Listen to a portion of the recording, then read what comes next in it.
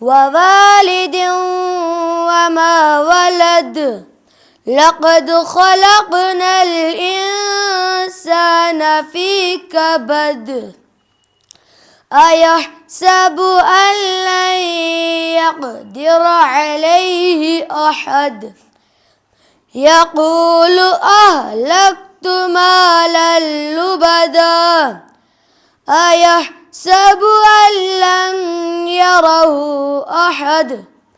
ألم نجعل له عينين ولسانا وشفتين وهديناه النجدين فلاقتحم العقبة وما أدراك ما العقبة فك رقبة أو إطعام في يوم ذي مسغبة يتيما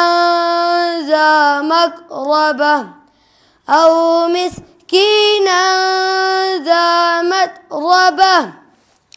ثم كان من الذين آمنوا